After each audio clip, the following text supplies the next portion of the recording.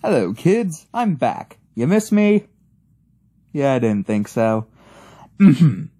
Welcome back to another Monster Adjacent, the show where we talk about beings who are adjacent to monsters, but I do not consider them true monsters. This is the tale today of the doll. More specifically, when dolls are alive. Now, why does it seem like dolls are always getting haunted or cursed or coming to life? Why do we keep doing that? I mean, you pretty much never see stories about killer bouncy balls or building blocks. It's very likely that the reason there's so many haunted doll stories is because of how many people are afraid of dolls. Why? Well, it's thought to be the reason that so many people fear dolls is because of the uncanny valley. A phenomenon where something looks not quite like a cartoon, but not realistic enough to be fully recognizable as human. This effect often creeps a lot of people out, since the thing is so close to being human, but you can just tell something is off about it. And dolls fall into this big time, especially older dolls that try to look as realistic as possible. And there's also the whole corruption of innocence angle. You know, taking something meant for kids and making it scary. That's the same reason there's so many evil clowns out there. That gives me an idea. Anyway, now that we know why dolls are often portrayed as alive or haunted, let's look at some examples of dolls that are sentient. Haunted or not, real and fictional, we'll be looking at them. Because, yeah. Why am I also looking at dolls that aren't exactly haunted? Because I said so. It's my series, I make the rules, okay? One of the earliest and most famous examples of a sentient doll is Pinocchio the Living Puppet from the 1883 book The Adventures of Pinocchio. This story has been retold many times over the years, and we all have a pretty good idea of how it goes. Woodcarver named Geppetto makes a puppet named Pinocchio. He comes to life and goes on a quest to become a real boy. Along the way, he comes across many trials. Fox and Cat try to con him, a mysterious man brings kids to a secluded island, where they turn into donkeys, and he has to save his father from a horrible sea monster. Along the way, Pinocchio learns many moral lessons about how to be a good person. For, you see, when Pinocchio is born, he is a pretty naughty puppet. He ends up getting Geppetto arrested, he kills a cricket who tries to tell him what he did was wrong, and in general, he was a pretty unpleasant boy. But, over the course of the story, he learns things like compassion, selflessness, and honesty, and at the end, after proving himself to be good, a fairy that he befriended on his travels turns him into a real boy. The end. One early example of pop culture portraying a living toy as malevolent was the Twilight Zone episode Living Doll. In this episode, there's a doll named Talkie Tina, a wind-up toy capable of speech. But her owner's stepfather is pretty unpleasant, and upon seeing how he treats his daughter, the doll decides to do something about it. She starts saying threatening things to him, and no matter how much he tries to get rid of the doll, she always comes back. And nobody believes him when he claims the doll is doing all this stuff. Eventually, the doll places herself on the stairs, and the man trips and falls to his death. And when the others come to investigate, the doll now says to the mother, "You better be nice to me." The end. Now, unlike later living doll stories, there's some things here that are notable. For one, the doll doesn't kill just because, but rather, it's almost like self-defense. After all, she doesn't start acting aggressive until something bad happens to her owner. And it's left vague as to what the nature of Tina is, whether she's haunted or if this is like an AI thing. So that's interesting to note. Also, there's a character in the story named Annabelle. That's a weird name to associate with a doll. Here we have a real-life doll that's said to be haunted. This is Robert the Doll. The doll of a painter named Robert Otto, and according to legend, the doll ended up gaining sentience through some sort of black magic, but no one can agree on exactly how. Robert would blame the doll for trouble he ended up getting into, and he even started to call himself by his middle name, Eugene, saying that Robert was the doll's name. The doll ended up creeping out Robert's wife, and she had it locked away in the attic, where it was later found by the new homeowners, who similarly felt creeped out by the doll. The doll currently resides in the East Martella Museum in Florida, where employees have said that they have seen Robert occasionally move positions that he was not left in, and most importantly, it said, never take a photo of Robert without his permission. If you try, then, well, he'll make sure you cannot get a good shot. And it said that making fun of Robert will cause him to lay a curse on you. Annabelle. Why does that name sound familiar? Anyway, Annabelle is a Raggedy Ann doll that originally belonged to a nursing student. However, she began to notice strange happenings around her house. Annabelle would be in different places from where she was left. She'd sometimes have blood on her. And, worst of all, there would be notes written on parchment paper, which she didn't even own. She called a psychic to see what was happening, who told her the doll was possessed by a little girl. That's all. Eventually, though, the doll started to act more and more aggressive. They called in another medium, who told them that it wasn't a girl possessing the doll, but rather a demon. Annabelle was taken to an occult museum in Connecticut, where it said that mocking Annabelle will have a curse laid on your head. Annabelle was the inspiration for the Conjuring series, which tells a fictionalized version of the story, though in these movies Annabelle's a porcelain doll, probably for copyright reasons. Now here's a character whose sentience is actually debatable. This is Hobbs, from the comic strip Calvin and Hobbes. Hobbs is a tiger, and is friends with the titular Calvin, and the strip deals with them basically dealing with the challenges of childhood, and also getting very philosophical. Now, the thing about Hobbs is, whenever he's alone with Calvin, he appears as you see now, but whenever anyone else is around, we see Hobbs as just a stuffed tiger. Because of this, there has been a lot of debates over the years as to if Hobbs is actually a real being, or if he's merely Calvin's imaginary friend. And this is something that was left intentionally vague, as the author of the series has stated that there being no answer reflects how subjective life itself is.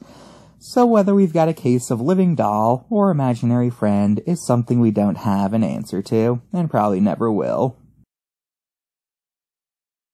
Alright, here's the big one. Chucky, probably the most famous haunted doll ever. Chucky comes from the Child's Play series, and his deal is that he's possessed by the spirit of a serial killer named Charles Lee Ray. Basically, Charles was cornered in a toy store and got shot. In order to prevent his death, he ended up using a ritualistic chant to transfer his soul into a doll. The doll ends up in the hands of a boy named Andy.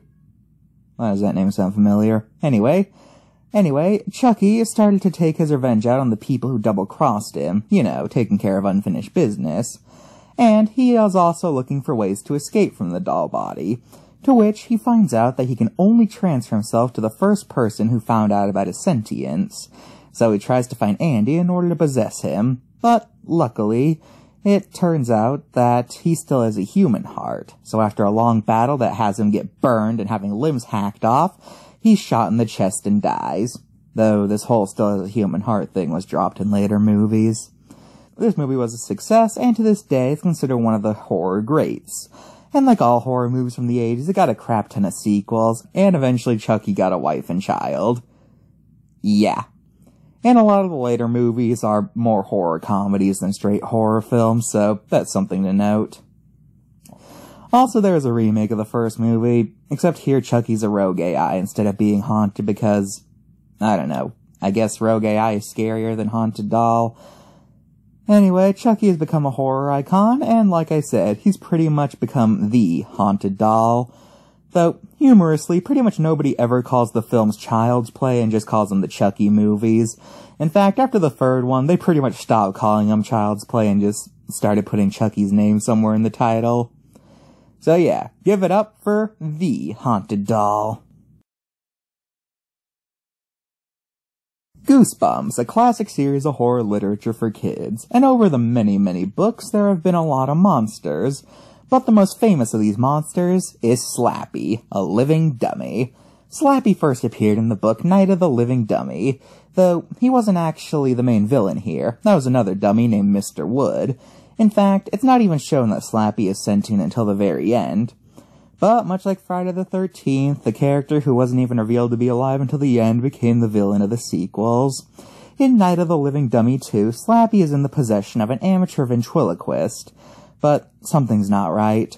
He starts biting people, insulting them, there are strange messes made all over the house, and all of this is being blamed on the ventriloquist, with it eventually turning out that Slappy's main goal is to isolate people from their loved ones by making them think they've gone insane, at which point they have no choice but to do the dummy's bidding.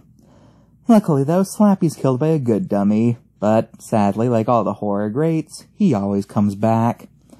As of writing, there are 18 books where Slappy's the antagonist, and he even got his own series, Slappy World, where he's the narrator. And he's pretty much the mascot of the Goosebumps brand. You basically can't have a Goosebumps thing without Slappy. So yeah, Slappy is Goosebumps. Okay, let's take a break from the horror with a lighter subject. This is Woody from Toy Story, a classic animated franchise dealing with the question of what toys do when nobody's around. Not possessed or anything, they can just come to life. Woody is the main character of this franchise, and he is a cowboy doll. Woody is a piece of merchandise from the in-universe TV show Woody's Roundup, a show that was very popular in the 50s, and had a bunch of merchandise. Woody himself is a very rare toy, and we're not given an exact reason. It's possible that his doll was cancelled before release and a prototype managed to slip out. That's something that happened in real life, and it could explain his rarity. Woody is the leader of a group of toys formerly owned by a kid named Andy. Well, he was. Then they got gifted to a kid named Bonnie, and then Woody ended up running off with his girlfriend to become a lost toy. Now, with this franchise, why toys are alive is a question that has never been answered. Some say it's the child's love that makes a toy sentient, while others say maybe the toys have souls inside of them. Or maybe it's just a universe where toys are alive and we shouldn't overthink things. I'll go with that answer. Here we have an interesting case of a doll who wasn't portrayed as anything special in their source material, but rather it was the audience that made the doll into something noteworthy. This is Tails' doll, a character from the Sonic the Hedgehog racing game Sonic R. Tails' doll is a clone of Sonic's sidekick Tails, and is one of the many robot duplicates in this game built by Sonic's enemy Dr. Eggman. Tails' doll is unlocked in the Radical City course. He's nothing special gameplay-wise. He's pretty slow, and he's always floating. We know very little about him, other than the fact that he's a robot of Tails. And overall, he seems like a character who was created just to be filler. But then into the 2000s, people started spreading a rumor about Sonic R, saying that the game was actually cursed, and the reason was because of Tails' doll. They started saying that if you beat the game 100%, then Tails' doll would come out of the game and kill you.